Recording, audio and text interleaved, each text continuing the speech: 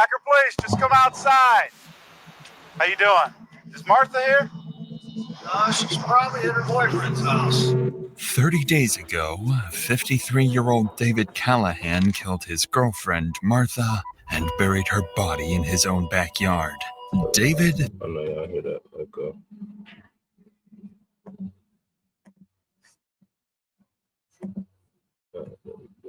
thinks he's gotten away with his Yeah, my horrific bad. crime. Martha was Bad, mentally ill, had few friends, and no one was supposed to come looking for her. Martha's daughter, Kim, was the only person concerned about her mother's whereabouts. If I come up missing or dead, there's no accident. And he has told her before, I'm going to get your ass and nobody's ever going to find you. What's your concern? That he killed her. Kim thinks David had something to do with her mother's disappearance, but with no proof of a crime, officers don't believe her. Would you have been surprised at all if she's laying dead in there? Or shoved in a tunnel? Nothing surprises. Yeah, that's like a horror movie. However, in the weeks that follow, Kim will do everything in her power to find Martha. That's crazy. They laughing and shit. I know y'all caught that. That's like a horror movie. Force police to act and lead them to one of the most gruesome discoveries of their lives. Like a body part?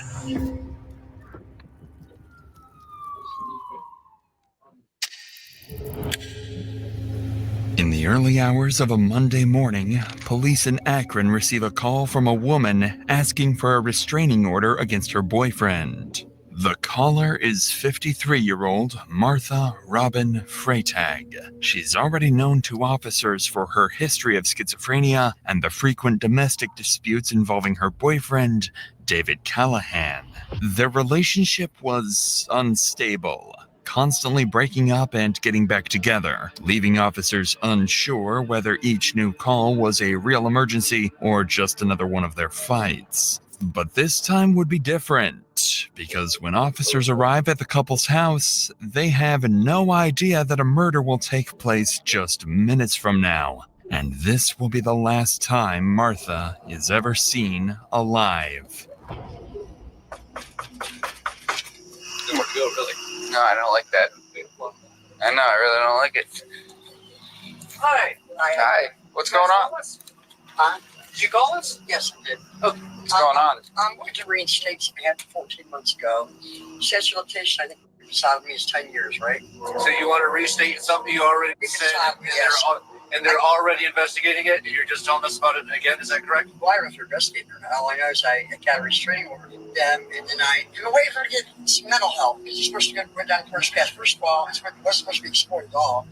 As Martha speaks, her words are scattered, and she makes little sense to officers. Her behavior just seems erratic, like another episode of confusion or paranoia. But in reality, Martha is masking genuine fear that officers don't pick up on. Because what they don't know is that her boyfriend, David, is standing inside the house, waiting for the moment officers drive off, so he can make sure this is the last time she ever calls them. Yeah, that's fucked up. Because in a situation like that, like as a police officer, you wouldn't even know. Nobody would. You guys were mad at me, right? I got a restraining order against him, and then I don't know. What are you doing over here? I'm talking to you. And you don't think she would have been trying to like, do a signal or something? Like, you know. Hey, why are you over here? I signal. Because I want to be. Okay. Well, I'll talk to the guy downtown. Okay. As strange as it looks, officers don't think much of the interaction. They walk away, dismissing Martha as unstable, unaware they've just left her alone with the very man who's about to kill her. Yeah. In the hours after police left, David snapped. Inside, he was furious that Martha called the police on him again. He grabbed a wooden axe handle and struck her in a fit of rage. When she collapsed, he wrapped a rope around her neck and pulled until she stopped moving. Once Martha was dead, David sealed her body inside a plastic bag and waited for nightfall. Then, under the cover of darkness, he carried her outside, burned her body, and buried it in a shallow pit behind the house. To David, it was over. A woman with schizophrenia, few friends, and a history of false alarms. No one would ever come looking for her. What he completely overlooked is that Martha's daughter Kim will soon be on to him, slowly solving her own mother's brutal murder. Over the next few days, Martha stops responding to everyone, including her daughter Kim. And after several... Hey, Chad, did I miss something though? Like, who is David? Who is this dude to Martha? What is their relationship? days of silence and no sign of her mother, Kim How was he just in her crib like that? contacts police, explaining that something bad may have happened to Martha. Officers arranged to meet her at the house later that day to check on her mother's welfare. But when Kim and her husband arrive to meet the officers, it quickly seems that their concerns won't be taken seriously at all. Neither is a cousin of ours that she calls all the time, her brother that she calls all the time. Nobody's heard from her. She lives here? Yeah. Have you been in? No. I came earlier, knocked, and banged on the door, and she was having a lot of problems with her boyfriend. Yeah. At some point, there was some kind of protection order, and I don't know, against him. She's paranoid schizophrenic, so I went around to different hospitals everywhere to see if she was like in a psychiatric unit. Yeah. I can't. Everybody says no, she's not here. But I know that there's been a lot going on between her and her boyfriend.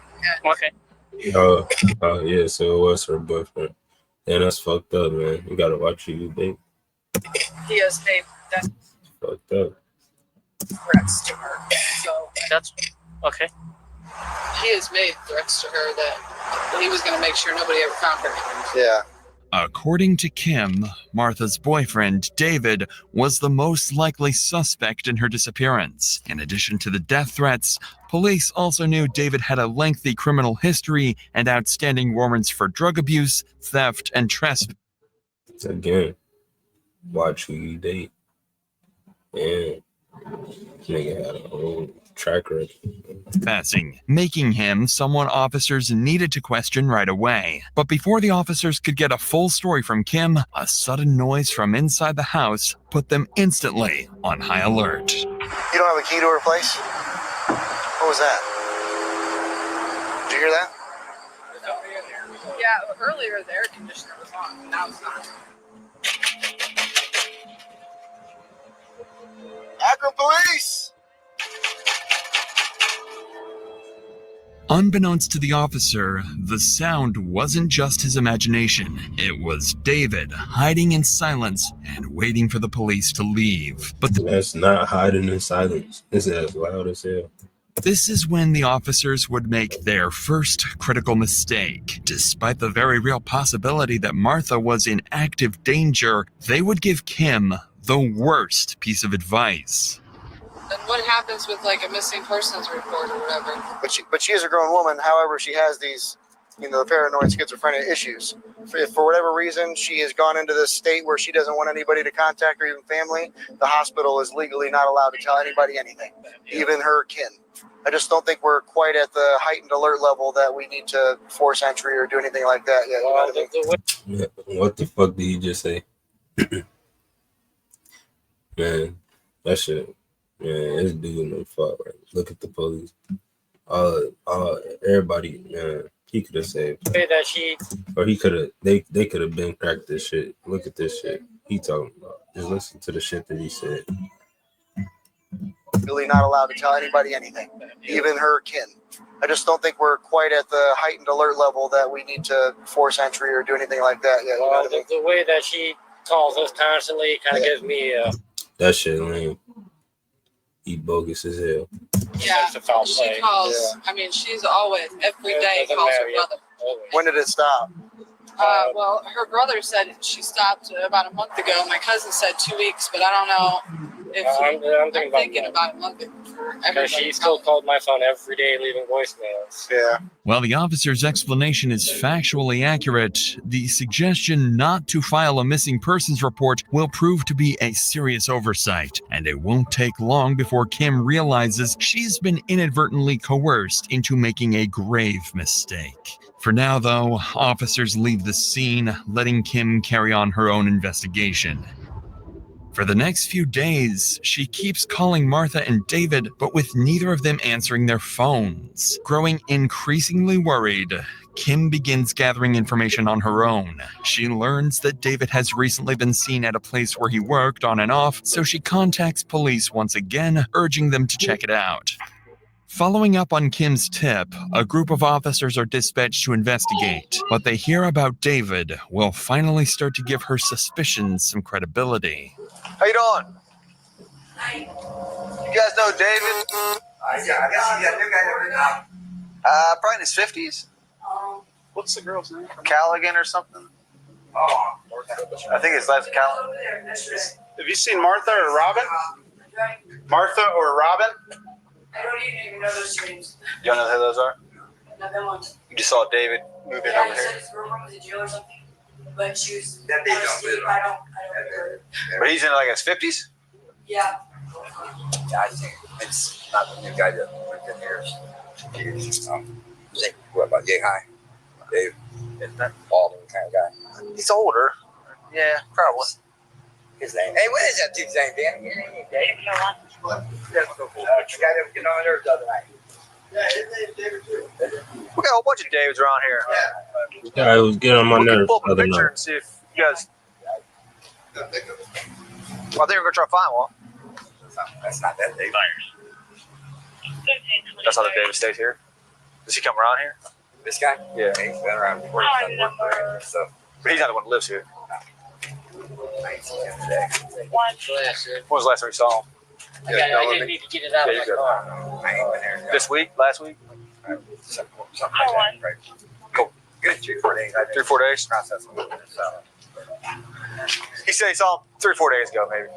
According to the workers, they've seen David in recent days, meaning he's still in the area. Now, police just need to locate him and ask him where Martha might be. Despite this lead, officers still sound convinced Martha will eventually turn up on her own and David is just another name in a domestic dispute. Unbeknownst to them, this is giving David exactly what he wants. Time, because as the case stalls, he's keeping a low profile, only leaving Martha's house at night and using the lack of scrutiny to cover his tracks and refine his story. And over the next several weeks, what began as one oversight will snowball into a series of missteps that will cripple the investigation and Yep, it was the police. Police spot this all the time. ultimately pave the way to a discovery far more tragic than anyone imagined.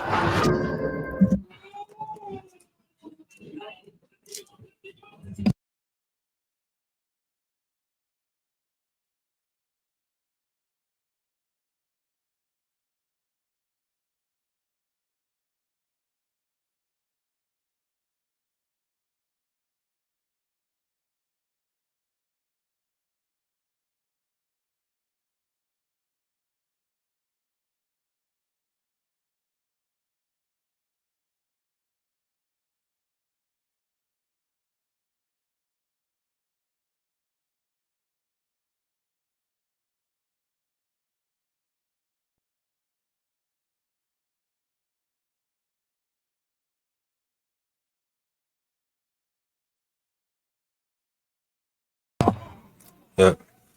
My bad, y'all. The following week, after repeated calls and pressure from Kim, police finally agreed to conduct another welfare check. This time, however, And it was they crazy. make another critical error. They send a new pair of officers unfamiliar with the full context of the case. This is where the mistake of not filing And then you send new officers.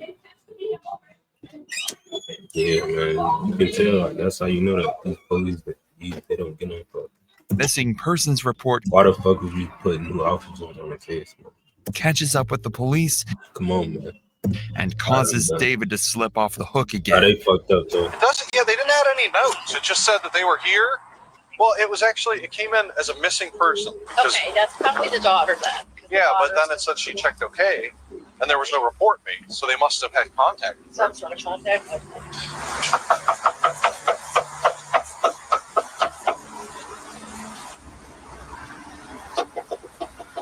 If it came in as a missing person, they cleared it without a report number. That means they determined where she was at. Exactly. That's what I was saying. Yeah. After only a few unanswered knocks, officers decide to leave the scene, assuming that since no missing person report was filed, someone must have already made contact with Martha. This is exactly why dissuading Kim from filing a report had been such a catastrophic blunder. So with no sign of Martha or David, and police convinced nothing is wrong, the investigation quietly stalls. Days pass with no progress, until eventually the case goes cold. A week passes, and it seems Martha might never be found, as police have completely written off her disappearance. Then something strange starts to happen. Kim begins receiving response messages from her mother. The texts are brief and unsettling. I'm busy. I'm with my friends. I'm fine. It doesn't sound like her mother, and What type of shit is that?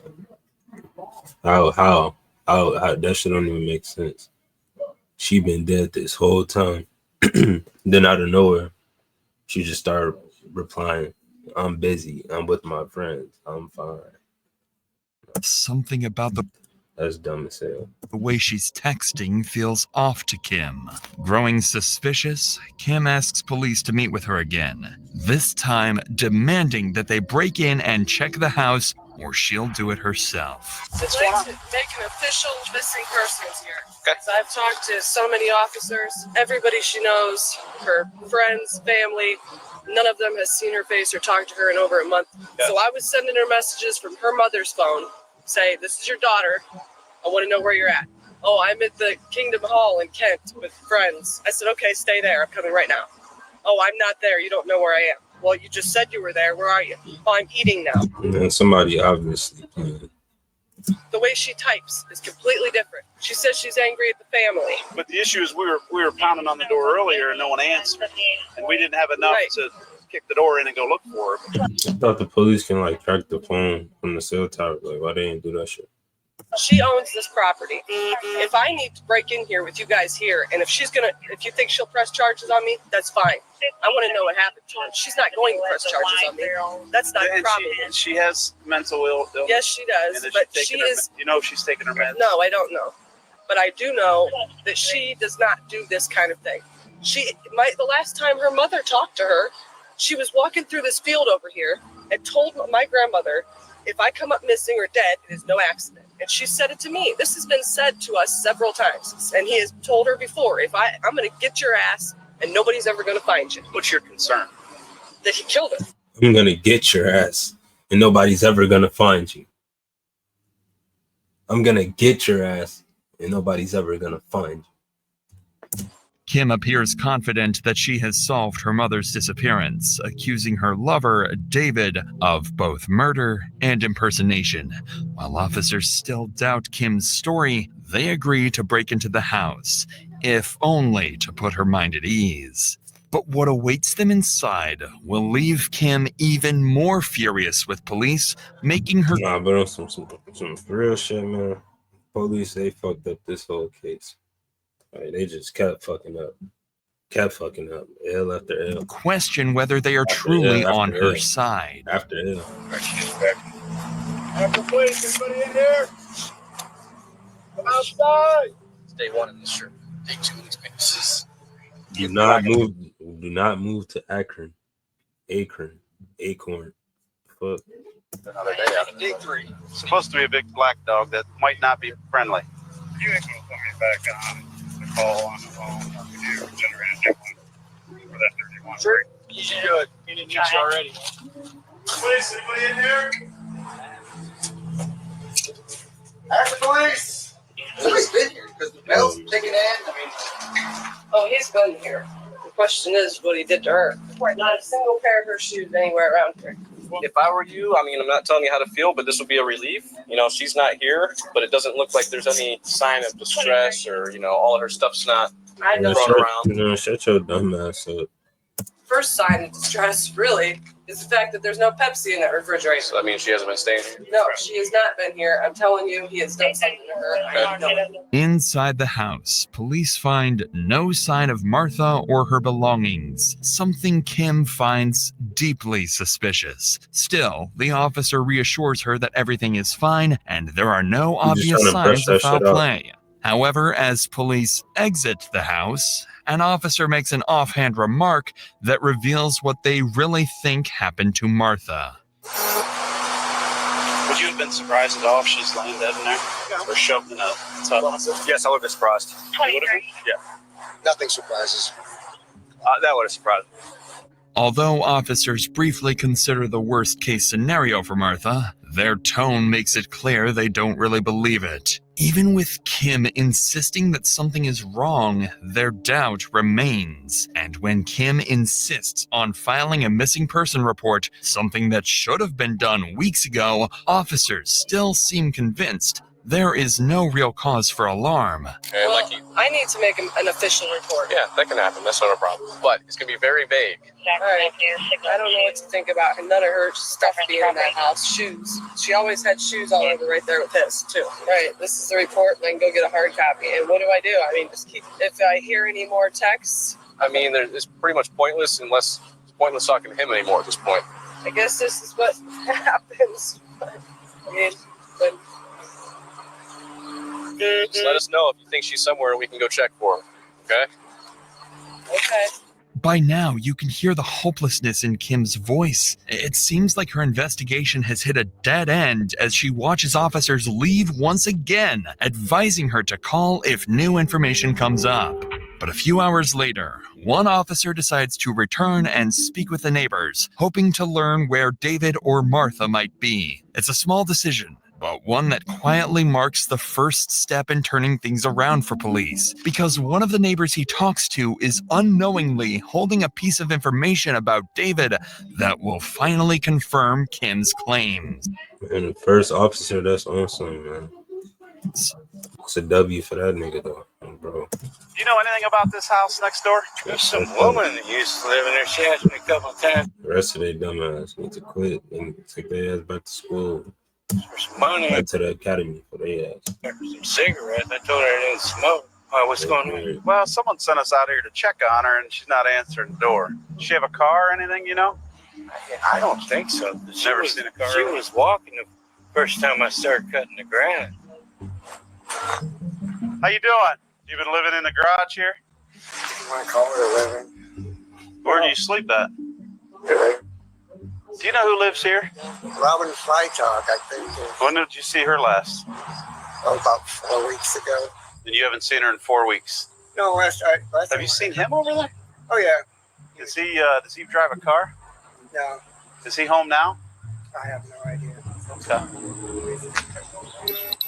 The neighbor's statement finally confirms what Kim's been suspecting all along. David hasn't disappeared. He's been coming and going from the house while police and Kim struggled to reach him. With that information, police begin coordinating surveillance around the property, assigning patrol units to quietly monitor the area and wait for the moment David shows up again.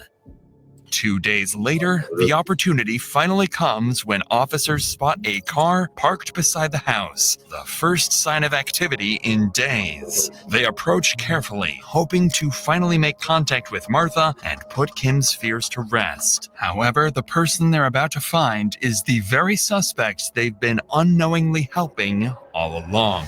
But before we get to that, you know those days where you just can't get anything done? It's backed by science. Yeah. Resin and dry. Body actually essential sheet organic space Outside! searching for the scene where Prince and Jill are about to come face to face with the man they've been searching for all this time. Hacker Police, just come outside. How you doing? Is Martha here? She's probably at her boyfriend's house. What's your name, bud? David. David Callahan? All right, come on down here for me. Why do you think she's at her boyfriend's house? Well, that's where she stays most of the time. Where's that at? I don't know. I don't even know who it is. Really. Are you the only one here? Hi, Lenny. She's here maybe a couple times a week anymore. I mean, we've actually been split up for years. She's schizophrenic. She's been on and off her medication. I don't know how many times.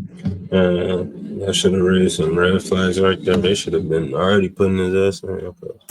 This is David Callahan, the man Kim had been desperately trying to warn the police about. According to him, Martha was not at the house, but at her new boyfriend's. But now David is about to surprise the officers, explaining why they shouldn't necessarily take Martha's family's word at face value. I guess her daughter's fighting again. 604 to computer. Well, that's part of the reason we're out here, because no one in her family's talked to her since July. I don't know how. I know she's texting her. When's the last time you talked to her? I don't know, probably 5-6 days ago. Where was that at? It was here. And Martha's not in the house right now. Well, I mean, you can get that at work. Obviously, we're concerned about Martha, like you said, if she's off her meds and everything. Right. We'd like to find her. Right now, she's missing person. So we'd like to... I didn't know it was all that. I mean, you didn't know it was all that? I didn't know it was all that. Her family, they've fallen out numerous times. And the family has just gone as far as changing their phone numbers and not giving them to her. They're treating her horribly for years. Yeah. And her not talking to them right now doesn't surprise me. David claims Kim is not a trustworthy person and has never gotten along with Martha. With David tarnishing Kim's character and Kim doing the same to David, the officers weren't sure whose story to believe. But this is when the officer would get a brilliant idea. They knew David had outstanding warrants, something they could use as reasonable grounds to detain him. Their next move would catch David off guard and prove to be the police's smartest decision yet. Did you get your warrants taken care of? No, I need to get down there and take care of them. I got a couple misdemeanor warrants. Through Akron? All right, well, we're going to help you out with that today. You still have those warrants, we'll send you down to court. You can get them taken care of today. All right, here's what we're going to do. If it's all right with you, we're going to walk through. We'll let you get some clothes, and then you're going to go down to court and get these warrants taken care of. I got a big dog in here. No problem. Do you get the whole thing? Yeah, nothing but the thing. Do you do the returns, or do I do that later? Adam will do it, or whoever's up there. Okay. Following his arrest, David is transported to the station and placed in jail, but not for murder. The only thing holding him there are his unrelated warrants. For investigators, this is a temporary win that will quickly turn into a problem. Because despite finally having David in custody, they know their case against him is painfully weak. There's no body, no confession, not even physical evidence proving Martha is dead. Weeks of police inaction and hesitation have left detectives with little more than suspicion, and time is running out. So to make up for it, they decide to hold David as long as legally possible under the existing warrants, hoping they could buy themselves time to rebuild the case and find something concrete. Detectives don't know it yet, but the clue they so desperately need to solve the case won't come from their investigation, but from Martha's own family. Several days later, while David remains in Yeah, man. Regardless, they took too long. custody, Martha's family receives a mysterious message. The anonymous note reads, if he was going to get rid of someone, he would bury them in the backyard. At first, no one knew what to make of it. It could be a cruel prank or maybe a genuine tip. Either way, Martha's cousin Angela and a few relatives contact police and ask them to meet at the property. For the first time in the investigation, the police and Martha's family finally joined forces. Who's the caller? You are? What made you come to think there was... They came and arrested him. I believe it was Thursday. On Friday, they arrested him on what? other charges, contempt, and they're holding him for like 30 days on contempt. So they questioned him about this two times, I think. I got a text message here. I've been putting these flyers up on all the poles, and I get a text A message. sergeant and a couple other units coming here. If he was ever to get rid of someone, he would bury them across the woods in the very backyard. I know her role. You came over with her, and what did you do? Come over to get because Just suspected some stuff going on back there. Yeah. I hope it's not her, but there's something there. Yeah. With police now briefed on the situation, officers begin coordinating a search of the property, focusing on the backyard mentioned in the message, while others canvass the neighborhood, looking for anyone who might have seen something suspicious. As the search gets underway, word of the mysterious message quickly makes its way back to the station. Detectives realize this could be their only real lead and decide to seize the opportunity to question David again. However, David isn't stupid. He's already denied any involvement in Martha's disappearance, and he knows that acting clueless won't convince detectives. He already done had too much time, man. Again, 8 to 2 Detectives he has nothing to hide. He also knows that as long as he keeps denying everything and doubles down on blaming Martha's family, there's nothing detectives can pin on him. Clearly, the stakes couldn't be higher on both sides. And I don't know. I got a feeling that he gonna step up. You already know. I don't know. if David plays his cards right, He might not though, but I don't know. he'll walk free. Hey, sit right here, Dick. So, when was the last time you actually talked to her? Beginning of last month. So, I didn't see, she had a restraining order against you? A TPO or a CPO?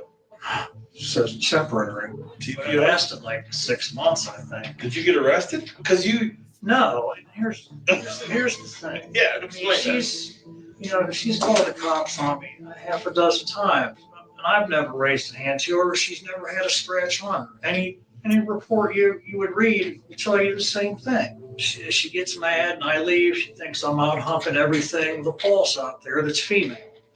That's just why she originally got mad at me. She just wanted to hurt me all the time. I just felt, leaving a day or two at a time, would just calm everything down. It normally did. I mean, we've always worked things on, but I don't understand why she's not back around. I really don't.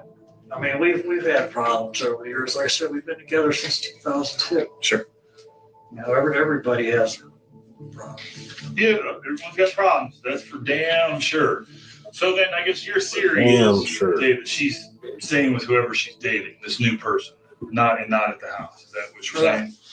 As expected, David sticks to his story, insisting Martha is with her new boyfriend in Florida, but David knows exactly what he's doing. Realizing detectives have little evidence to work with, he decides to take control of the conversation and tarnish Martha's character, paint her as unstable, and dismiss her disappearance as the result of her own mental state. Detectives can't push back without proof or a body, and every minute they let him talk, he builds a stronger defense for himself.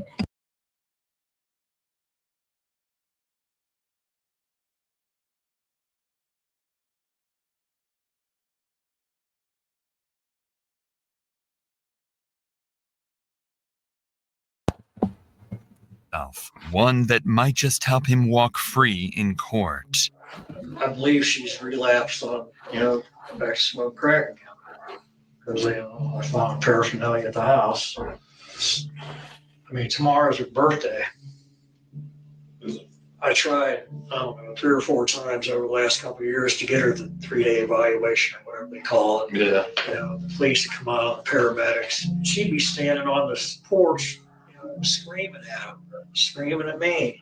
They told me she don't fit the criteria for the evaluation. Well, what does? Gotta be homicidal. So she have to stab me in my sleep or do something, really crazy. Yeah. And they say, well, she's an adult. We can't take her medication. So why don't you leave? Though it didn't sound like her and Kim had some problems too. Absolutely. I mean, they would go months on end without speaking to each other. It was at one point, Robin didn't even have a phone number to talk to her mom and dad or her for periods of time. Yeah, no, you're absolutely true. I sensed they had some hard times now and then, and it sounded like she communicated with her a lot through her Facebook. Then the way that he trying to push that shit off on her, like the way that he going about the shit, of course the police is gonna pick up on that shit. Like, he gonna point the finger towards you. But it's already obvious, bro, who did the shit. Look, messenger. Motherfucker's not done. The mention of Martha's Facebook messages clearly catches David off guard. He's surprised that detectives even know about them, unaware that Kim already accused him of impersonating her mother weeks earlier. But that isn't the only surprise waiting for him. Detectives have been holding something back, evidence they saved for this exact moment. When David was first arrested, police recovered Martha's phone from inside the house, along with several of her security checks that he'd allegedly withdrawn. So with David already on edge, detectives decide to push their advantage and confront him with what they claim is hard evidence. It's a risky gamble. If they push too hard, David could demand a lawyer and shut down the interview entirely. But if the pressure works, he might finally slip, contradict himself, or even confess.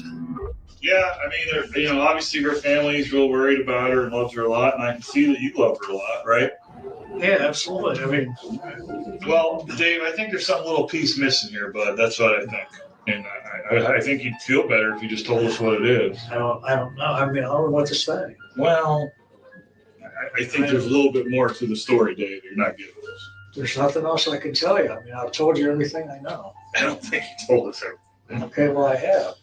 Don't you think you'd feel better if you told us the truth, Dave? I mean, let it go. And you're not going to be able to celebrate her birthday tomorrow, Dave. There's some pieces missing to your story, Dave. And as you know, that is your girlfriend, the love of your life, Robin's handwriting. That is September, where you paid the rent so we can keep up this farce that Robin is still around. Tell us the part about being on her phone, pretending that you're her. Oh, God. Tell us about that. I don't have her phone. Where's her I phone? I don't know. You know where her phone is. No, I don't. You put it, we found it where you put it. Why don't you just tell us the truth of what happened? You'll feel better. You guys You'll share a feel bedroom? better. I don't have You guys share a bedroom? one time, yeah. Needless to say, David is starting to visibly get worked up over the accusations. He's defensive, irritated, but still talking. Luckily for detectives, he doesn't seem close to shutting down or asking for a lawyer, but they can tell they've pushed the limit for now. If they press any harder, the interview could end before they get anything useful. So detectives decide to take a break, let David step outside for a smoke, hoping it will calm him down and make him more willing to cooperate when he returns. In the meantime, back at Martha's residence, officers continue coordinating the backyard search and canvassing the neighborhood for anyone who might have seen or heard something useful. That's when a familiar face approaches one of the officers, the same neighbor from days earlier who'd reported. He cool as hell in them shades. Look funny as hell. It's Gru looking at him. Seeing David coming and going from the Old man. house. This time, he shares a chilling detail about the days following Martha's disappearance. Moved into a fire pit back there of some sort. Right. But I didn't even know she was missing until a few days ago. I mean, had you noticed any activity by anybody back there in the backyard recently? Just the guy who lived there. What was he doing? In the middle of the night, was burning things. I could smell it. Horrible stench. And I thought, it's even trash. The woman there is the cousin of the woman who's missing. Okay. She's been missing about 30 days. Somebody sent her a message saying, check the backyard for your cousin. You're kidding. According to David's neighbor, every night he could see flames rising from David's backyard, accompanied by a horrendous smell. Acting on this information, officers request firefighters, EMS, and forensic teams to assist at the scene, treating the backyard as a potential crime scene in case human remains are found. I don't know, Chad. You probably have more. You probably have more, Chad. We probably kill more people. As the teams prepare to begin the search, no one could have expected they were only feet away from confirming the horrific nightmare Kim had feared all along. Pretty positive it's a body buried under their fire pit. They dug it up, and you could see what looks like to be about a knee or an elbow. And you touch it, you can tell it's something. We didn't really dig anymore. Gentlemen? You tell me. Well, highly suspicious. Seems like a body part, but we didn't want to dig it out anymore until you guys got here. Yeah. I think, all of us would want it dug out a little bit more before you guys and say, Yeah, well, that's about it. let's check. Was it dug out when you guys got here? That guy. What made him? Did he say what made him start digging? Yeah, he gave the whole story to the other officer and us. But she got an anonymous text saying if this guy who you guys have arrested recently, that if you wanted to get rid of somebody, he would bury it back here by the fence. Oh. So she came back and saw this loose dirt, ash. And they say that guy to come over and help. And they say this gentleman is already arrested. Yeah, that's what both of those two people are telling. This is the wife person that they think it is. And that guy's arrested was a suspect. Was this her husband? Did they say? I don't know if they were husband wife because I know she had a protection order against her. Okay, copy. He was staying here. Yeah. She went missing. He was staying here. They've been on and off. I've been out here a couple times where she had a protection order, but it goes back and forth because then she invites him back over and stuff like that. So let me go talk to these guys real quick, and then we'll let you know what. Yeah, just let's go. Following their initial observations of what appear to be human remains, one of the officers steps away from the dig site to speak with the family. Because they arrived without a search warrant, they must explain what's been found so far and request formal consent to continue the excavation. At the same time, Martha's daughter Kim and her husband finally arrive at the scene, anxious. It isn't what they think it is. Though officers avoid making any premature statements, Kim can already sense the truth. This would be the worst day of her life. She doesn't know. Did you find the person? Well, we don't know yet. Okay, so we're not saying yes and we're not saying no. Okay, we don't know. Okay. Have you been on scenes like this before? How do you not know? Well, I can't wait to know. That's what I'm saying. Like, that's fucked up. Like, all of y'all niggas rookies. Listen, well, we don't want to. What we're saying is, we don't want to contaminate anything. Will I be told as soon as they know whether or not there's a body back there of a person? Well, they have a whole process they have to go through. To tell me if they found a person back there? Yeah. They would know, I mean, wouldn't they? Not necessarily. I mean, look, there's about a piece of this thing that was uncovered. Not, I'm just saying a piece of some plastic or something. That's what we saw first. Well, okay. I'm gonna have to leave real quick, okay? They'll just give you, the confirmation. And I'll be back. We'll have them. Can you tell if it's her? Not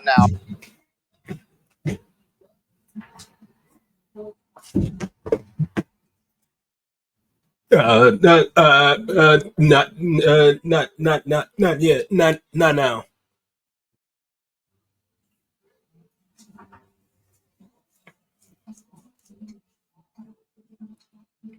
And then this who the fuck motherfuckers gotta depend on. No, I don't even think they don't even have the person back there that's going to be digging it up yet. Might be a little bit better to talk to somebody like that. Okay. I don't think I want to talk to anybody. I don't think that I want to right now. It doesn't help to talk to strangers. I have to ask you. I'm not positive that you're the one I should ask, but I'm going to ask you since you say you have power of attorney. If you allow us to go back in the yard, check that out. Yes, Okay. I do. I have to ask. Okay. So you're giving me consent, and the officers, and we're going to have a medical examiner come out as well. Okay. After receiving permission from the family, officers resume the excavation. Inside the shallow fire pit, they find the remains of Martha. Her body is wrapped in bedding, sealed by a plastic bag, burnt, and showing a clear blunt force injury with a rope still tied around her neck. Everyone at the scene is That nigga still left the rope around her neck. shaken by the discovery. After weeks of uncertainty, Martha's disappearance is finally resolved, but the reality offers little comfort. On the other side of town, news of the gruesome discovery quickly travels to the detectives at the station. So with this new information at hand, they bring David back into the room and cut straight to the point, directly accusing him of murder. Dave, let me ask you a question. Are you a heartless bastard? A heartless, cold bastard? No. People who would look at this look at this event and say that you, Dave, are a heartless, no good bastard who put the love of your life in the ground. And that has to be an evil, bad person who has to go away for every last day of He is a heartless, cold bastard. A heartless, cold bastard. their life. Every last day. So, Dave, are you that person? Or are you the person that has struggled with someone who's, as you said, for 16 years, you love her, but she's schizophrenic, she goes here and she goes there? Because there's no reasonable person, Dave, in the world that wouldn't believe that you harmed Robin. We all know that, three of us sitting in this room. You should just get it off your chest, man. I've told you everything. You should just get it off your chest, man. I've told you everything. No, you haven't told Was it us. the heat of the moment? Yeah. Did you plan it out? Tomorrow is her fucking birthday. Tomorrow was her birthday. For them to sit there and reflect. The agony they've been going through for the last month. Heartlessly killed the woman you love more than anything. It's mind-boggling to think about it. Something that you said you were going to do. Yeah, if you said you were going to kill anybody, you'd bury him in the fire pit. It seems kind of convenient. You never told anybody that? Dave, we're not fucking stupid, dude. You think we're going to make that up? I'm not making anything up. You think I made this up? We know everything. We know the answers to the We're not questions we fucking ask, stupid, man. Dave. I'm trying to get you to say that you're not an evil, no Not fucking stupid, Dave. good bastard. I think we're making this shit up. And if there were some extenuating circumstances that you killed the woman you love, pretended that she was alive for over a month, if you look at it, you're like, that has to be a heartless, cold bastard. Yeah, a heartless, cold bastard, man. Y'all, you stressing this nigga the fuck out, man. That wrapped this woman up like that and put her in this fire pit. Heartless, cold bastard. Despite a few half-hearted denials as detectives describe what they believe happened to Martha, David sits in silence, staring blankly, as if the weight of his actions has finally hit him. Clearly, the interrogation... Yeah, that shit caught up with him. What you think this nigga thinking? In this moment. Look at him. In this moment. What you think running through this nigga head, bro? Through that shiny dome. Bro, great. That you killed the woman you love, pretended that she was alive for over a month. If you look at it, you're like, that has to be a heartless, cold bastard that wrapped this woman up like that and put her in this fire pit. So, Despite a few half-hearted denials as detectives describe what they believe happened to Martha, David sits in silence, staring blankly, as if the weight of his actions has finally hit him. Clearly, the interrogation has reached its breaking point, and David seems on the verge of something. Judging by his earlier denials and the way he now sits, he's either about to ask for a lawyer and end the interview altogether, or finally confess. do you want to see a picture, Dave? You know what you did. All right. What y'all think, man? I think he gonna confess. Go ahead, Dave. You want me to go ahead? I need a cigarette. Tell us what you're going to tell us so you can have a cigarette. He shouldn't even put himself in that situation. He should have just got the fuck on him. Shouldn't have touched her, man. Should have just left her. Do a cigarette. Or let her leave in that case, I say. You tell us what's going on, Dave, so we know you're not a heartless bastard, and I promise you can smoke all you want, all right? Not all you want. Not all you want. Well, There's nothing reasonable. I don't know, Officer Dan. He might be a heartless get it on your chest, bastard. Dave. You feel better. No, You man. guys feel a little bit better already, just knowing that you're going to make that decision. I didn't mean to do it. I didn't. It's not a very respectful way for a person to end I up. know it's not. I got fucking scared, man. I'm I just snapped, man. I got fucking scared, man. I got fucking scared. Fucking snapped. You fucking That's scared. what I just, man. Love the fuck, right? You just got scared, that's why you put her in the fire pit? I dug it out. Have an axe handle or something beside the bed. She had it there for a long time. After you struck her, I choked her. what happened after Robin was dead? I took her out back and I dug it out. guys are fucking sorry, huh? She's just so relentless looking. How long did this take? Didn't leave me alone, man. She knew I had nowhere to go. She just kept on me. I give her every dollar I had for whatever she wanted. I never had nothing in my pocket, man. Nothing. It's never good enough. I didn't plan on this to happen. I tried to work it out so bad with her. I really did, man. Spur of the moment. After hours of questioning, David finally breaks and admits to murdering Martha. In a fit of rage, he struck her in the head, strangled her, then carried her outside, burned the body, and buried her in the backyard. As David sits in the interview room, crying and claiming to regret what he did, detectives can't help but think about how easily this could have been prevented, how many warnings were missed, and how many chances they had to save Martha before it was too late. With his confession secured, David is taken into custody, where he's formally charged and set to spend a very long time behind bars. Hey, just to let you know, they talked to the prosecutor. For right now, you're going to be charged with murder, abuse of a corpse, and tampering with evidence.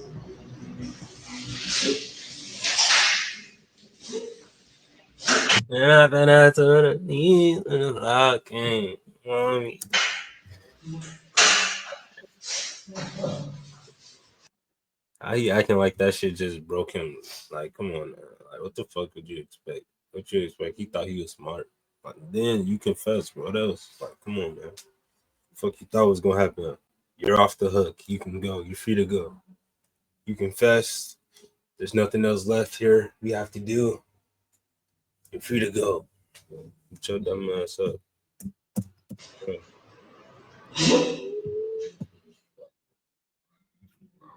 Yeah, that shit crazy. No, did she already tell you? Shit crazy. And we probably get into another one. Another one.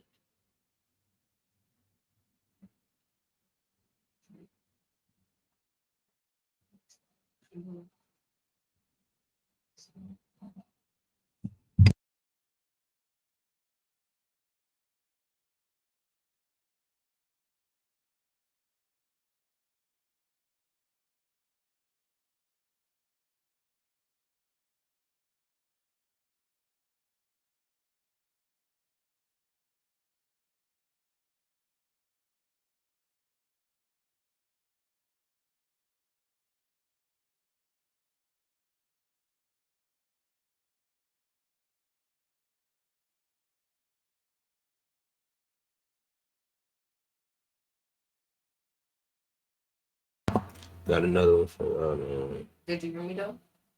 yeah, I heard it. Hey, y'all know this man? No, I don't know him. I saw him. Okay, who opened the door? Police are responding to a horrified landlord. A few minutes ago, he had visited his residence to meet his tenant when he discovered an unknown car parked on his driveway with a dead teenager inside. No? Damn, I don't know. I've never seen him before. Not even musty. You told the guys you don't know this vehicle or you don't know this individual. In the days that followed, detectives would uncover an extensive list of suspects, each with their own dark motive. You have been like 15% truthful since we sat down here. Everything else you told me is bullshit. Either you are a cold-blooded murderer or this was self-defense. So which happened in the car? But when they finally catch a solid lead, catching the suspect is anything but straightforward. Last morning, where's your police with a canine? Anybody else in the apartment? Sound off. I'll send in the dog. You will be bit. At 11:57 a.m. on December 6th, 2020, emergency lines in the Isle of Wight, Virginia, receive harrowing calls from residents in a trailer park neighborhood. Isle of Wight 911 was the address of your emergency. Hey, how you? I'm out here in Beaverbrook. It's a car out here. It's a person in the car, and I knocked on the window. They didn't move, and the car been running all night. And there is a subject. Is it male or female? I'm thinking it's a male. Yes, I got a car, and these these gentlemen saying, how long you been running? Just like 1 o'clock this morning. I still in the car? Yes, ma'am. Mhm. Okay. Is he awake now or? No, he might be dead. Looks like blood or something on his jacket. Hey, buddy, wait. He's stiff right here. Okay, so have you got the door open?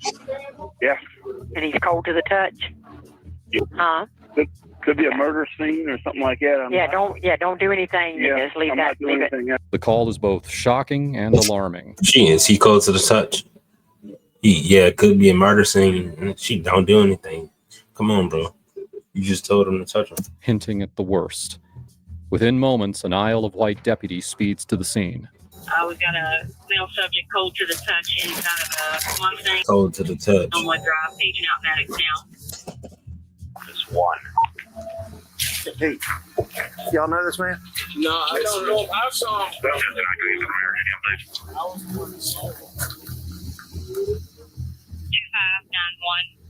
You don't want to saw him? 2591 Elmer Drive. Okay, who opened the door? I did. You did? I touched it, just the thing of the door there and the glass, and I touched him. Whose house is it? Huh? Whose house is this? This is my house. This is your house? You don't know him? I have no idea. Okay. I'm gonna get everybody back up real quick. The officer approaches the vehicle and he sees the victim slumped in the driver's seat, his body hunched forward. When he reaches in, the skin is stiff, cold, and lifeless. There's no pulse.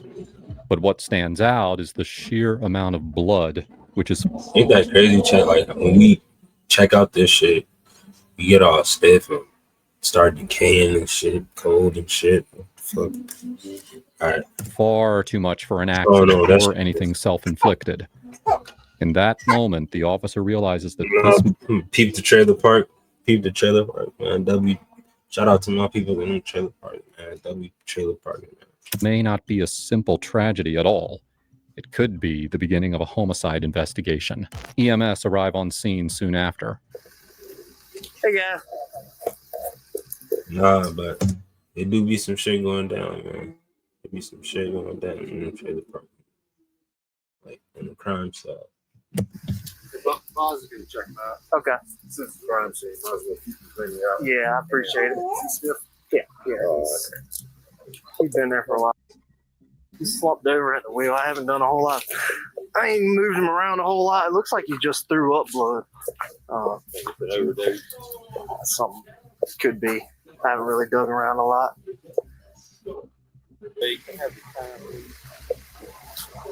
What makes you throw up blood on a drug overdose? Let me know. I don't know. 1227. Thank you, sir. With the EMS confirming the victim is deceased, the officer immediately runs the license plate to identify who he is. No, he doesn't live here. Have to get his. Let me run him. I haven't ran him yet. I don't know if it's him or not, but see if I can get the DMV picture real quick. I haven't seen any weapons yet. I haven't moved them around a whole lot yet either. I don't see any gunshot wounds or anything like that. Just looks like the blood is from throw up. The fuck was that? The fuck? Looks like the blood is from throw up.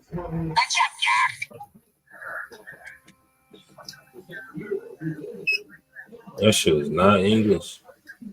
Yep. Man, Yes, just ma'am. fucking All the way. bitch. If you come in, turn left, and just come straight to the back. Casey Cagle, Oak Avenue. White now. Let me see if this is him first. Joel. This is him, I do believe. C. That's his first name. Yes. C-A-S-E-Y. Yes, sir. And then C-A-G-L-E is his last name. Casey Cagle.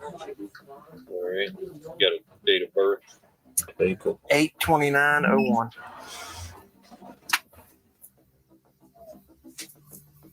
Man, that was a hell of a waste, wasn't it? What's that? That's a waste, isn't it? That's crazy. While officers identify the victim as 19-year-old Casey Cagle, questions still hang heavy. The registered address on Casey's vehicle is in a neighboring county. Investigators must uncover how he ended up on this particular driveway, what he was doing in the neighborhood, and who he was meeting. When officers pull Casey's body from the car, they notice a firearm tucked into his front waistband. It is holstered with a full magazine, clearly showing that it was never fired the night of Casey's murder. I would think you'd have to quite a bit just, You know, right? G-Lock. You got that G-Lock on him, shorty. What that was? 19, 17, 22. I don't know. He had that G-Lock on him. No, you know. If that's what he died from. Then it look like But it's what officers see when they turn Casey's body over that sends a chill down their spine. There'd be a casing laying somewhere, though. Officers discover a gunshot wound behind Casey's right ear, fired at point-blank range. The angle makes it clear that someone had to be sitting either behind or beside him in the car to pull the trigger. As they search the vehicle, their eyes fall on a single casing wedged between the passenger seat and the console. Officers now know that their priority is to find the person who pulled the trigger on Casey. To do this, they begin questioning witnesses and searching for any clues that might lead them closer to identifying a probable suspect. I was like, what the hell is that doing there? He hit running, and they told me what had happened. What time did you get home? Oh, I just got home about 11 o'clock or so. Okay. I don't live here. All right. I dropped my rent track off at the office. Okay. And I came here to check on my tenant. About what time was that? And then boom, I just saw that guy there. Okay. Were you the one that called? Huh? Did you call 911? Yeah, I called 911. Okay. They said they had called, but didn't have anybody or something. Okay. And he was across the street. So what time did you walk down this way? Oh, God, I've been here 12:40, so... Y'all think this nigga suspicious, Chuck? Couple minutes before you deceased or something. Yeah, appears to be. Home last night. Yeah, she's right there. Okay.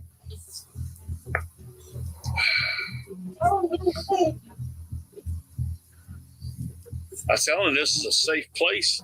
It is. See, it is a safe place. It just happens you happen to be right there. And I came over and did you hear anything?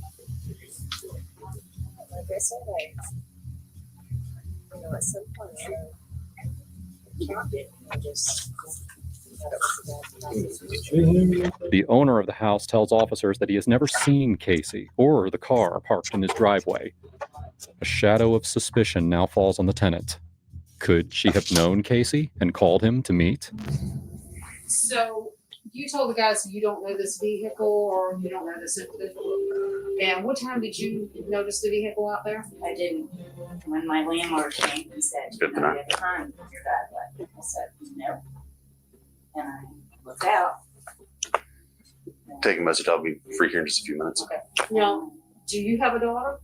I did. What's her name? Savannah. That's the only daughter you have? Yes. Okay. So we're just trying to make sure that there is no relation between you or your daughter and him. My daughter lives in Berkeley. Yeah.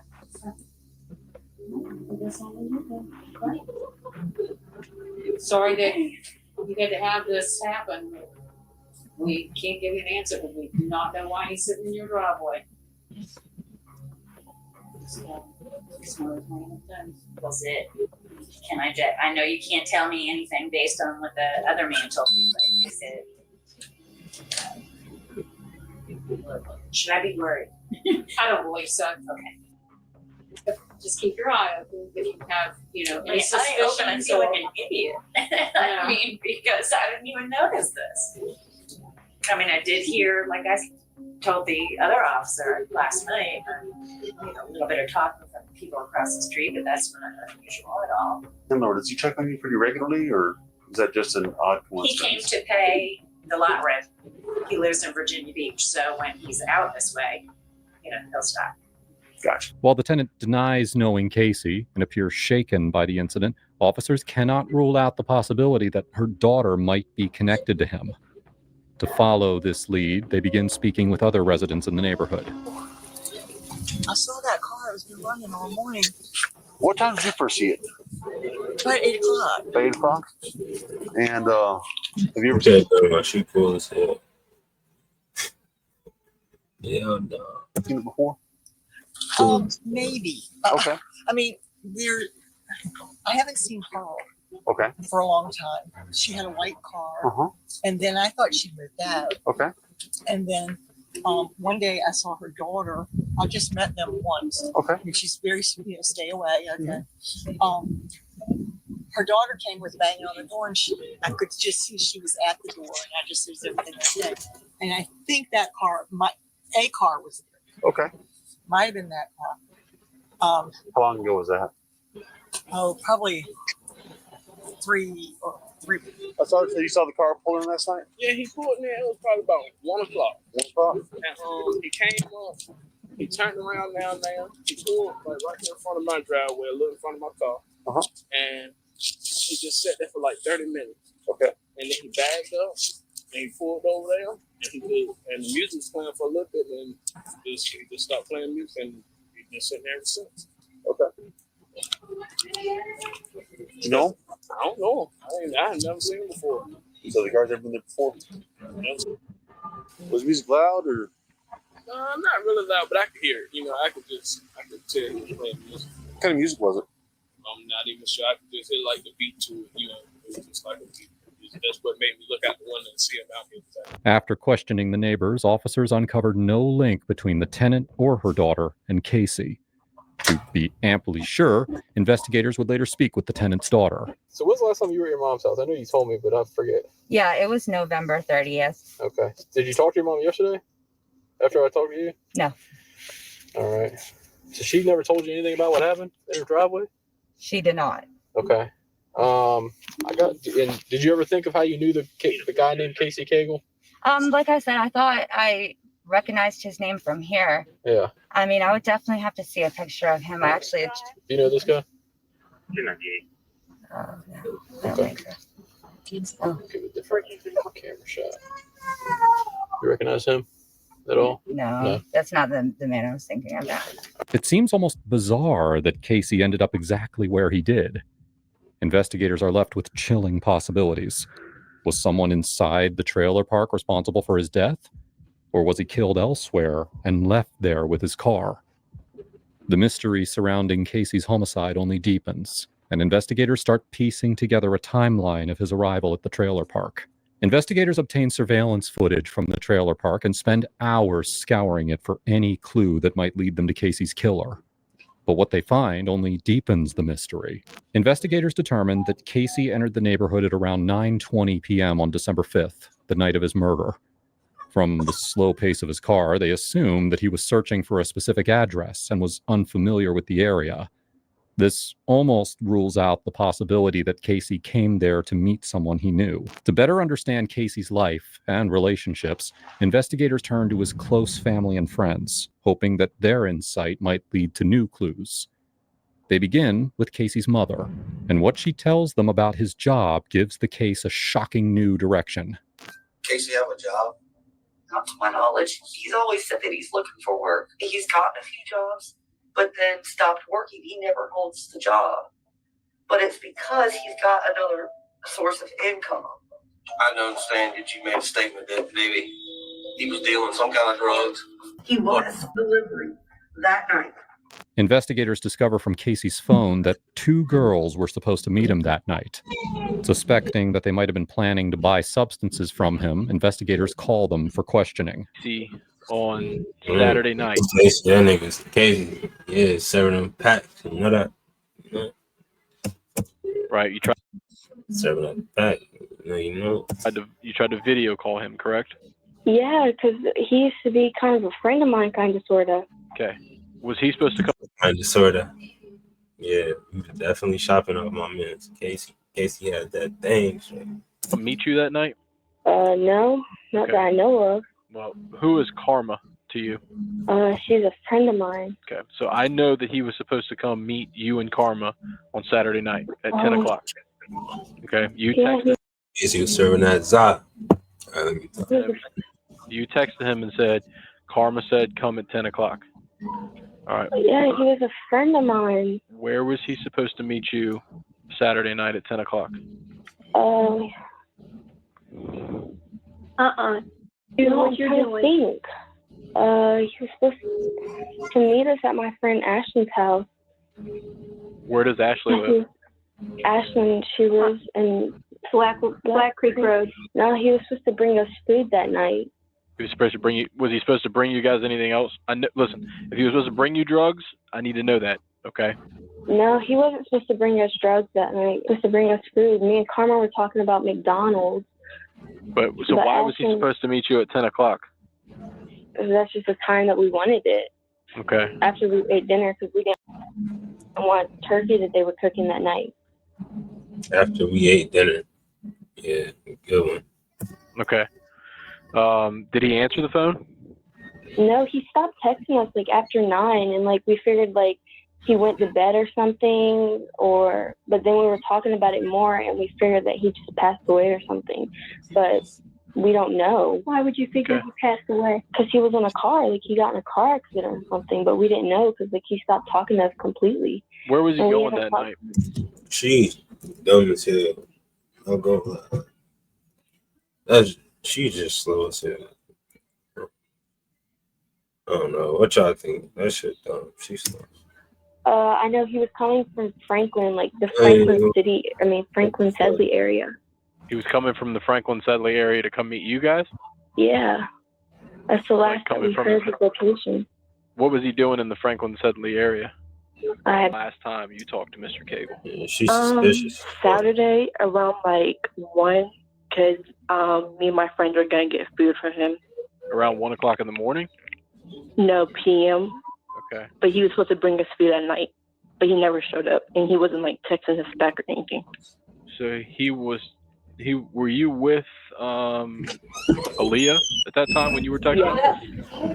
Okay. Yeah. So you're saying the last time you actually texted him and heard back from him was 1 o'clock in the afternoon? Well, I'm not for sure if it was 1 o'clock, but I know it was like around that time, I believe. Or it was like nighttime, but I knew it was like not past 10 o'clock. Like that was like, because that's when he was supposed to bring us the food. Wait, so you know it was, wait a minute, say that again. Because he was supposed to bring us the food at 10 o'clock, and that's when he like stopped texting back at like 9. Stopped texting. So like last time. Her voice all shaking and shit. You know they. You or Aaliyah? Me, because I think I texted him. So you were talking to him through Snapchat? Yes. When is the last, I need to know when the last time you received or sent a message to him on Snapchat, if it's still there. I don't have the messages no more because we got worried about him because like he wasn't texting it back, and we got like mad at him because he stood us up. So you deleted the text messages and blocked him? No, I just blocked him. I didn't delete the messages because like I always block him. Like I had him block on numbers, and I was like really upset he stood us up because like we didn't eat that night, and like we waited on him for hours, and he didn't text us back. Okay, where was he going when you were texting him on Snapchat? He was in Franklin. We didn't like. I didn't tell him what the food I wanted. Aaliyah told him that, and I told him like I don't care. I have money. Aaliyah. With no new leads, investigators returned to Casey's mother's statement to get more information on this deal. You know that because I talked to his girlfriend, and she said that he was supposed to make a delivery, and that but that when he left, he said that he wasn't going to do it. This prompts them to bring the girlfriend in for questioning to find out who Casey was supposed to meet that night and where. When was the last time that you talked to Casey? I think it was Sunday, the last time he called me. And so like I said, we were arguing, and I kept hanging up, he kept calling, and he kept hanging up too. But the last time he called, he told me, because actually he's supposed to do a delivery for somebody. What kind of delivery? Because he sell marijuana. Yeah, there you go. Yeah, that's what I'm saying. That boy had that za, he had that thing that make you sing. Oh my brother, man, he had that sour, man. No, I'm just playing. He probably what you think he had that, man? That purple haze, man. That wedding cake, bro. Great. What's y'all's favorite? If you were smoking, man, what's your favorite strain, man? 'Cause, you know, myself, me personally, I'll be off that thing. I'll be off this album. But if you were smoking, man, what's your favorite strain? Drop it. Let me know. Okay. And he's supposed to see. No, but I knew that he had that out, man. I think 2 people. Okay. But he's supposed to drive there. Mm-hmm. But we kept arguing because of. But she just outed that shit quick, bro. Then the way that the other girls was lying, like, they made that shit so obvious, man. This girl, but so I'm sorry.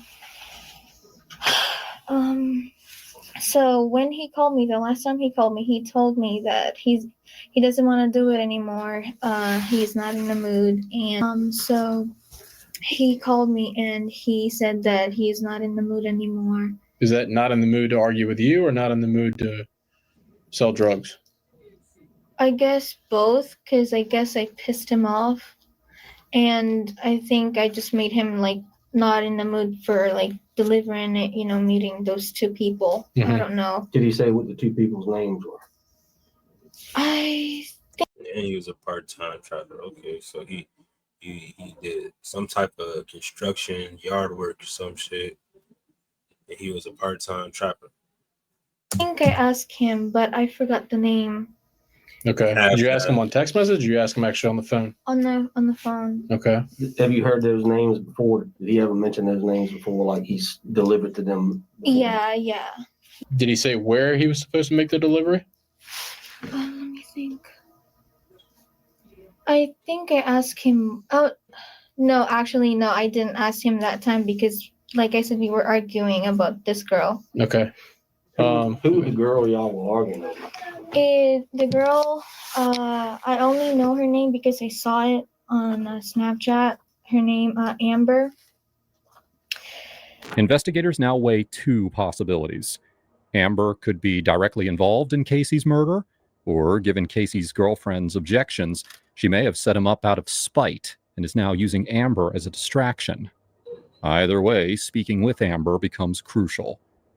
When investigators do bring her in for questioning, Amber's statement confirms their lingering suspicion. He posted something, I swiped up on his story, and I said, "Are you okay?" And he just started like telling me just crazy stuff, and that wasn't like him. So I asked him, I said, "What is going on with you? What's wrong?" And he started texting me in like Spanish. Yeah. From Saturday, that's the only thing that I have saved, and he saved it. But it was just stuff like that he was texting me, and he just kept cussing me out. And then I stopped texting him, and a few minutes later, he texted me and he was Hispanic. Said, "Sorry, that was my girl. She took my phone." And she said all that. She just questioned her girlfriend. I don't know why. I just had this really weird feeling. I think she could have set him up, probably. Despite Amber pointing the finger at Casey's girlfriend, investigators find no solid proof against her. With no clear suspects, detectives struggle to solve the case. Just then, DNA results from Casey's car come back, confirming that a second person was with him that night. When investigators run the sample through the system, it matches a man named Jalen Freeman. Investigators finally have a worthy breakthrough, and they share Jalen's details on social media. Soon, a tip comes in from someone who knows Jalen. The person reveals that Jalen was trying to flee town and had allegedly said, quote, "I killed that kid. I got to move out of here." With the tipster's help, investigators soon locate Jalen at an apartment complex in Franklin. Tipster still. Never heard that.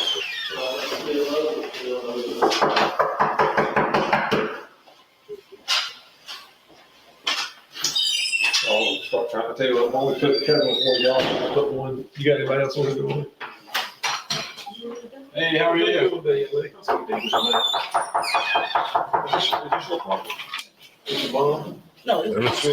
they're knocking on every door.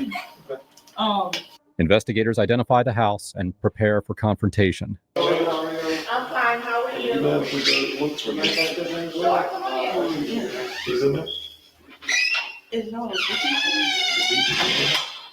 You got the baby on her hip.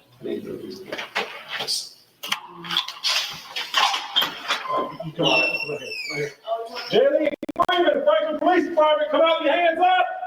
Jalen Freeman, Franklin Police Department, come out with your hands up. 5 out all units, J4. J4. You come here now. Tell them it's the front apartment. You come on out here. Hey, somebody deal with her, please. Interview her. Hold on, stay here. Kevin, you come up here and post up and place me. Yes, sir. Until we know for sure. And that young lady, when I showed her the picture, she got stunned. So I don't know this thing yet. You want to place one in there? Freeman, I'm gonna turn it over to y'all. Mr. Freeman. Getting deep, chat. It's getting deep. This is Virginia State Police. Deep, man. I need you to Deep. come out with your hands up here now. Top team. K9. This is Virginia State Police. Mr. Freeman. I need you to come out with your hands up. Come now. Where's the police with the K9? Outside the building. Come outside right now with your hands. They brought the K9 on, bro. I know he in that bitch shaking somewhere on, bro. Shit, not just the pipes you gotta worry about. You gotta worry about the dog too. Hands up! Crawl towards me! Crawl towards me or you're gonna get bit! They crawled Watch out, watch out, watch out.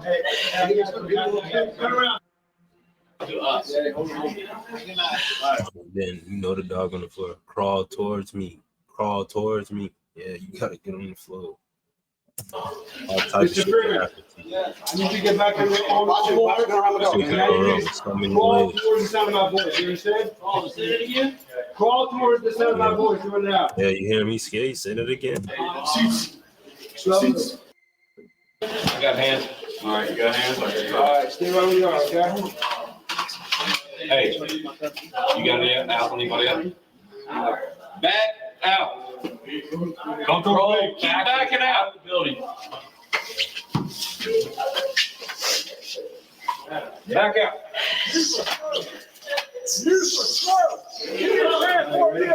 Put your hands behind your back. Is anyone else in the building? No, sir. Are you able to get out? They're coming. I have no idea. Hey, is this hard? You got any weapons on you? No. As officers sweep the apartment, they don't find the murder weapon or anyone else linked to the case. What's going in there? Franklin PD! Franklin PD! Long hallway, right? Yeah. Unknown, right? All right, we'll get this closet. Watch this closet. Get you clear here on my side. All right, I'm going. Anybody else Go in? down. Anybody else? Franklin, police! Franklin, police!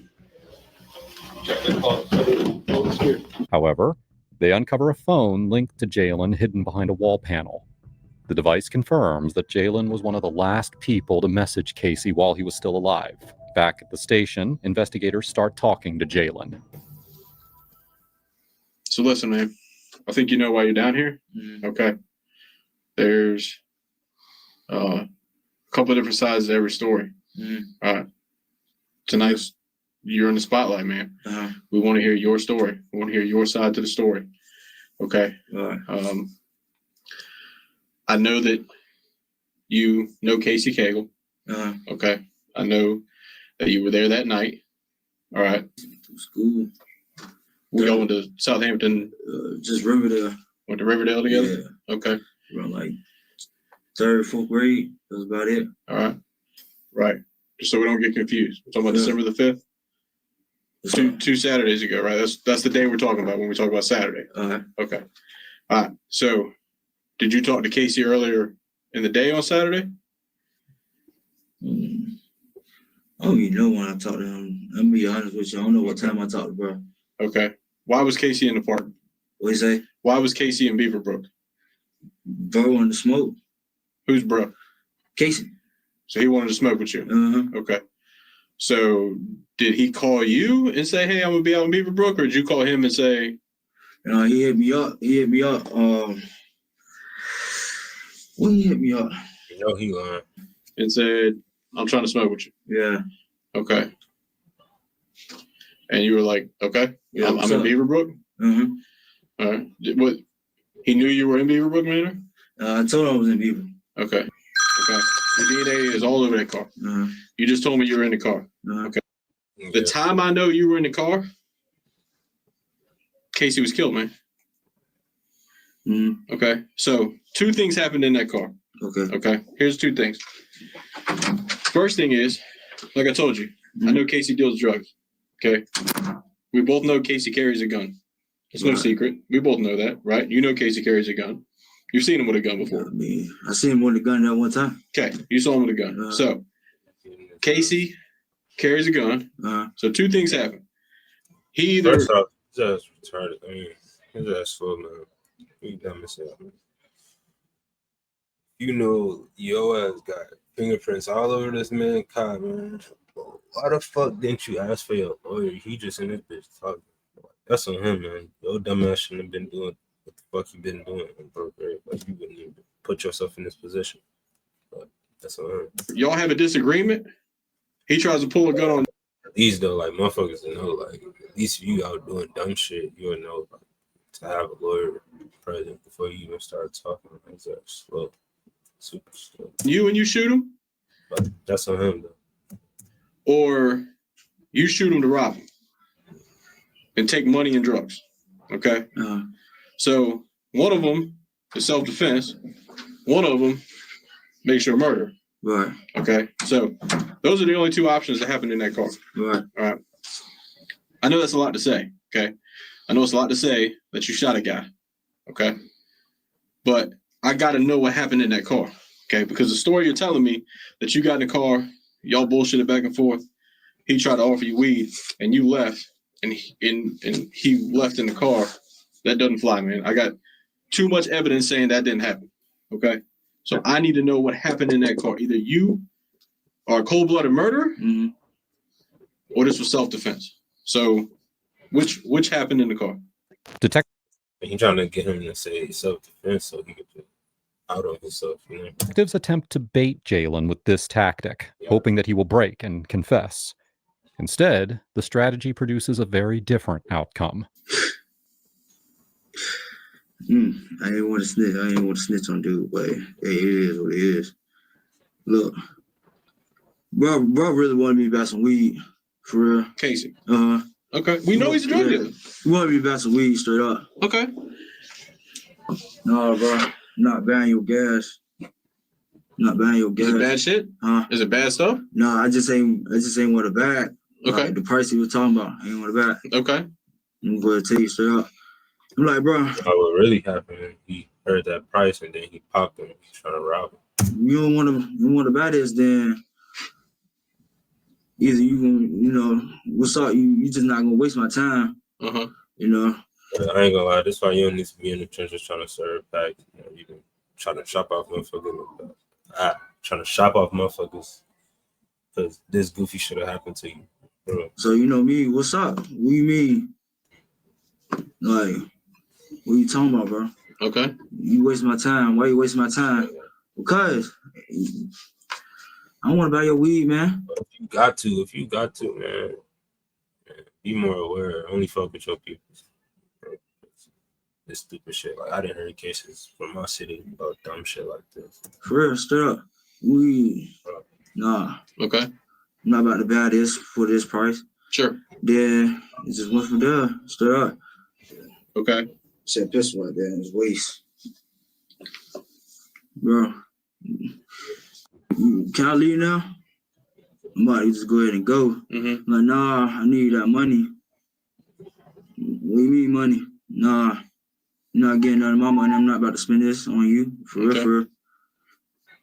He tried to reach. I'm gonna be for real. He tried to reach. I already knew he had a pistol. Sure. He tried to reach. I do how I got the I don't have my own pistol, but I had a pistol. Okay. Yeah. So what happened? Tell me exactly what happened. He reaches for his pistol. What happens? I seen that he reached for his pistol and I pulled my hands out. Okay. I told him, nah, bro, don't go there. Really, don't go there. Please don't. Okay. Then what happened? He really tried to I'm like, run. nah, But he like, had it a was, gun. be real, it's too fast. Like, You already know. as soon as I talk, Yeah. he's still reaching. Okay. I mean, let off 2 shots. You fired 2 shots? Okay. Did you hit him with both shots? Just hit him with one? Where did you hit him? Like right here. God, I ain't gonna count. I drew. I had my pistol like open. I had my pistol open. Okay. Are you left-handed or right-handed? No, I'm right-handed. Okay. Okay. So you got your pistol on your hip. He's reaching for his. You draw your pistol. Investigators know that Jalen is lying because when they found the firearm on Casey, it was still holstered and untouched. The idea that Casey drew the weapon and then somehow placed it back before being shot is nearly impossible. He carrying dirty, like not enough. Okay. Seal it right here. Yeah. Okay. I know you don't got no holster. Did you have your gun in a holster? Nah. You just had it open carry pocket. What kind of gun did you have? I had a 9. Okay. Differently. You see that black mark around the hole? You know what that means? This case must have happened back in COVID. Everybody wearing masks and shit. That means that gun barrel, if that gun barrel was off his skin more than 6 inches, that black ring's not there. That is pressed up against his head when you pull the trigger. And the you know what that sounds like to me? He turned his head. You know what that sounds like to me? Pushed it. It sounds like robbery, bro. Yeah. That sounds like straight up robbery. So you can sit here and you can lie to me, and I can put that shit in front. You think any jury in Isle of Wight County is going to believe that you didn't rob this man? Because when I put that picture up on a jury and say, he's a cold-blooded killer. He robbed this man for some weed, some shit that's about to be legal in the state of Virginia. That's what we're talking about here. We're talking about weed and a little bit of money. That's cold-blooded murder. Okay, you can't tell me where the gun is to prove otherwise. And you can't tell me, look, I didn't mean to rob him, but I took the drugs out of his car because they were there and I wanted to smoke a little weed at the party. Okay? No one else went in that car after you got out. After you killed him, no one else went in that car. No one. So you can sit here and you can lie to me, and then I can go tell a jury that Jalen don't give a fuck. Jalen's a cold-blooded killer, smoked him for some weed and took his weed, and they ain't gonna want to hear a word you said because they just gonna mark you as a liar. This is your opportunity to tell the truth, man. Where was I taking it?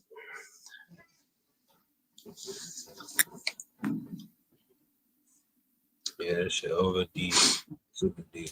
Nigga, bottom deep. What was that taking that? Come on. I know where it was taken.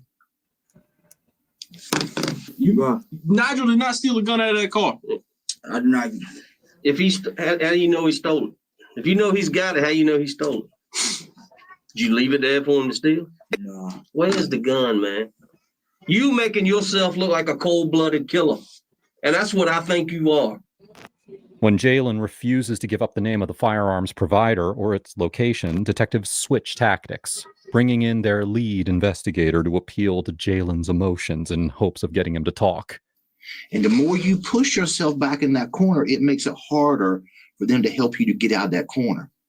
You need to think about your baby girl. You need to think about this nigga got a baby. He got a baby girl like that.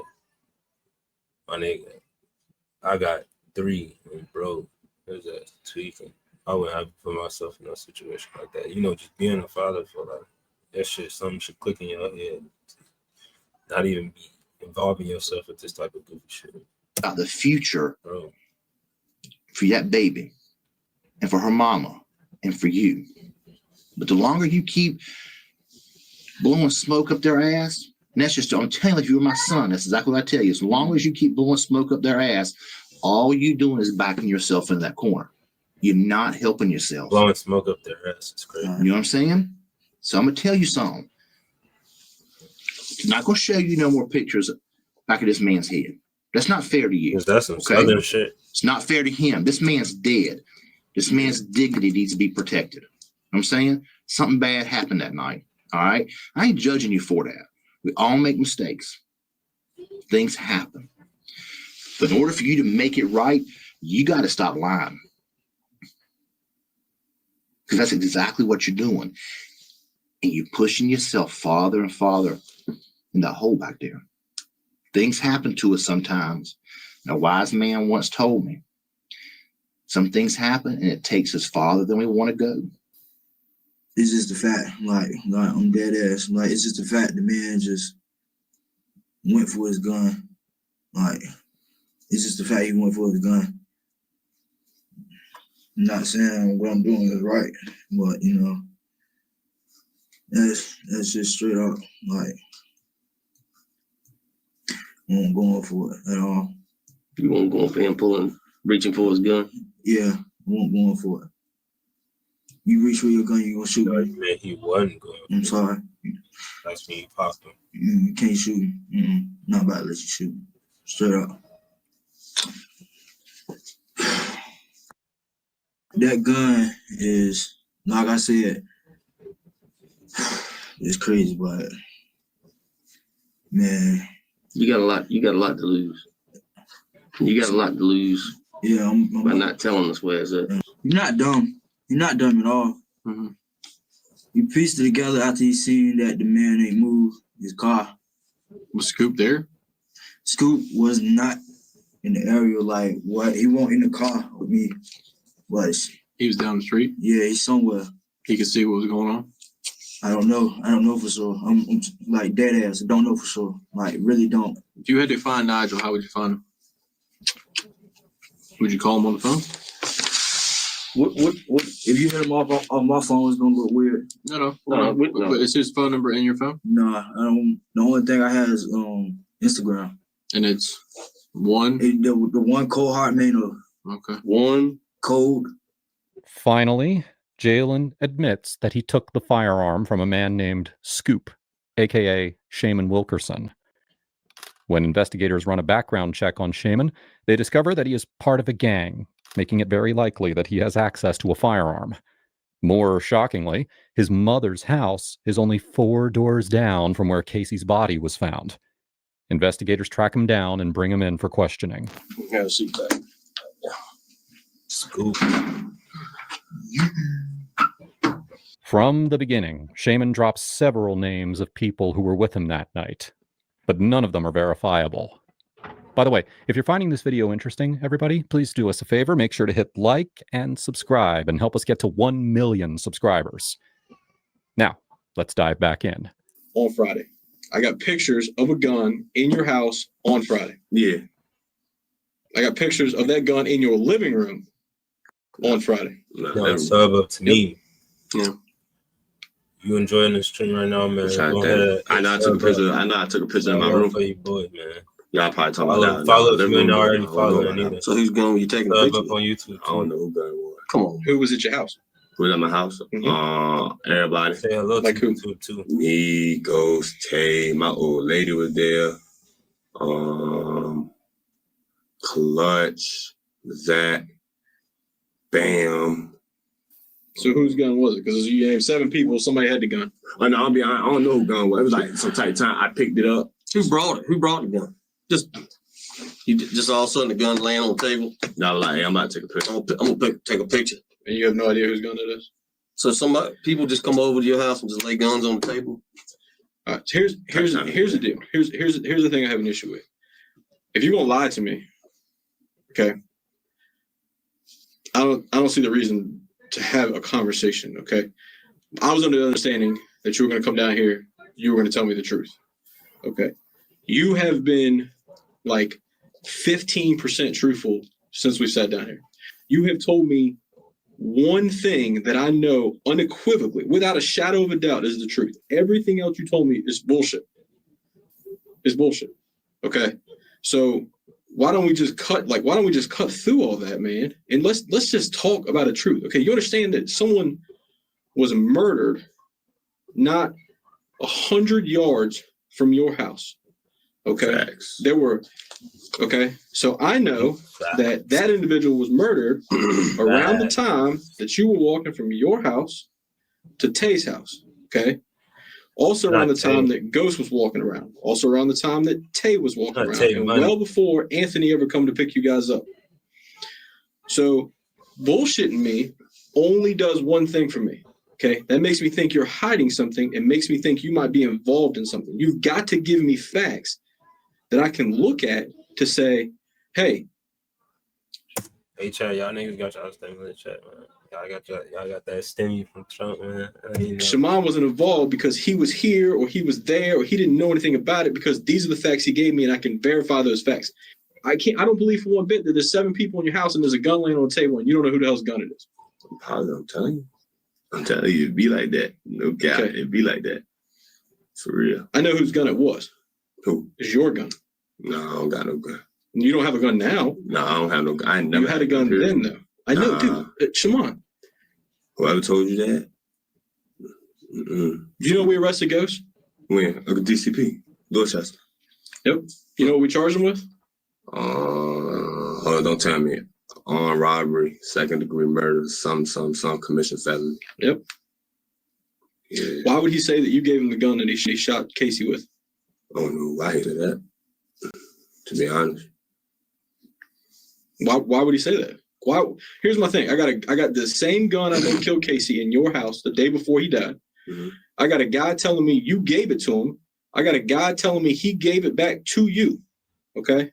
So I've got you handling a gun the day before, minutes before, and minutes after a homicide. Okay? Yeah. So again, back to you're not telling me anything that I can verify. You're not telling me the truths about any of this shit. So who am I supposed to believe? This ghost that the investigators are talking about is Jalen. Where you go to jail for the rest of your life because you happen to handle a firearm for a cold-blooded murderer. Okay? A cold-blooded murderer. Mm-hmm. So if you know anything you can tell me about where that gun is so that you can distance yourself from this, I need to know that, because sitting here telling me you don't know nothing about the gun, that's not going to fly, my man. Okay? Because I know what happened to that gun. Was it still daylight when she left? Probably like a little bit. Probably something going probably about to be down. Like crack of dawn. But Ghost was there when your mama got home. No, he wasn't there. Oh, he left? Yeah, I tell you, when she was going to walk, literally 5 minutes after she gone, he was gone. I hopped in the shower. I got out, still wasn't there. And it was just like, all right, my mama come back, he's still not back. All right. Say I'm about to come over there, walk to your crib right quick. All right, walked over there. When I got to him, then Ghost disappeared. Disappeared. At Tay's house. Yeah.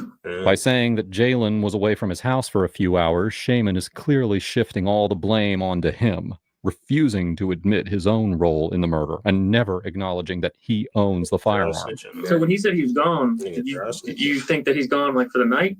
Like gone? Nah, cause I knew he was coming. I thought like he was like go get some blunts from the store. So he was like, I'm gone. Cause he already we had going to Razorville to this party already in motion. Like yeah. So for him to leave is weird. I smoke black strap. Yeah, it ain't gonna cat like caught me off guard. Like, bro, you say you leaving? You might go to a party. What you leaving for? What you doing? I ain't gonna cat like what you leaving for? Yeah. But I'm like, man, I don't know. But yeah, they ain't gonna count. But y'all said he stayed. Yeah. His grandma and granddad stay out there, don't they? Yeah, but his granddad, he stayed with all them Beamers, all them BMWs. I saw them. Despite relentless questioning, Shaman never admits to his role in the murder. However, with Jalen's confession, investigators now have enough evidence to move forward with his arrest. You're under arrest. Okay, you're being charged with murder. Yes, sir. Robbery, use of a firearm, and the commission of a felony, conspiracy to commit a felony, i.e. murder and robbery. Yes, sir. We told your mom that you're not going to be coming home tonight and you've been arrested. Okay. Yes, sir. Are there any guns in that house? Are there guns in your house? Oh, no. It ain't none in there. Okay. Where is your cell phone in the house? Should be on my dresser where the TV at. Okay. Based on Jalen's account and the evidence recovered from Casey's phone, investigators conclude that Jalen had messaged Casey that night to buy some drugs, but he had different plans. Something that they addressed in the interrogation with Jalen. What happened to the drugs that were in that car? Did you take them to the party with you? Nah, I didn't take no drugs with me. Like what I said, Bro, come man. on. It's exactly How what did I the said. guy, you put it, so you were telling me he was coming at you all aggressive. Yes. Okay, but you were there to buy weed from him. Yeah. And he thought you ripped him off. Yes. So he asked you for the money that you ripped him off last time.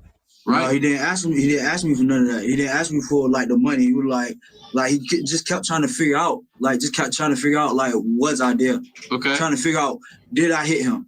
Okay, and so tell me that conversation, because you put a gun barrel to the back of his head and pulled the trigger one time, 2 rounds, one time to the back of his head and pulled the trigger, lights out, and then left his ass there. So how do we get from y'all are arguing to he's got a gun barrel to the back of his head? That shit was powerful. Man, like I said, man tried to clutch. He tried to clutch on him. He tried to grab his gun and you put a gun in the back of his head? He tried to clutch at me. That shit don't even make He tried to clutch at me, so you try to I put on my gun, I racked. And by time all this whole happening, I don't believe you racked. I did rack. You ain't racked. I did rack. All right, Dude, when you racked, where the round go? You think any jury in Isle of Wight County is going to believe that you didn't rob this man? Because when I put that picture up on a jury and say, and he said he's a cold-blooded killer. Like, how? He robbed this man for some weed, some shit that's about to be legal in the state of Virginia. That's what we're talking about here. We're talking about weed and a little bit of money. That's cold-blooded murder. Investigators believe that on the night of the murder, Jalen and Shaman had made plans to get their hands on some drugs. Jalen reached out to Casey, but from the start, the two had no intention of actually paying him for the deal. Instead, they plotted to take everything by force. To set this plan in motion, Shaman handed his firearm to Jalen before he left to meet Casey. Jalen slid into the passenger seat of Casey's car, and at some point during the exchange, he raised the gun and he fired a single shot into Casey's head. In an instant, a teenager's life was gone. Seconds later, Jalen grabbed the drugs and the cash, and the pair went straight to a party, as if nothing had happened, showing not even a shred of concern or remorse for the life that they had just taken over some money and drugs. That is slow as fuck. In May of 2022, 2 years after Casey's murder, Jalen Freeman pled guilty to second-degree murder and was sentenced to 40 years in prison, with 30 years suspended. Shaman Wilkerson was found guilty of being an accessory after homicide and received 2 years of supervised probation. Now, if you think this case was horrific, you need to check out my video on the poor mother of 3 that was found in a neighborhood. Damn, chat. Man, if you made it to the end of this stream, man, go ahead and sub up, man. Motherfucking like, man. I'm finna hop up this shit. I'll fuck with y'all. Man. Go ahead, tap in if you new. Sub up, man. This shit gonna be on YouTube too, man. But I'm out. Love y'all.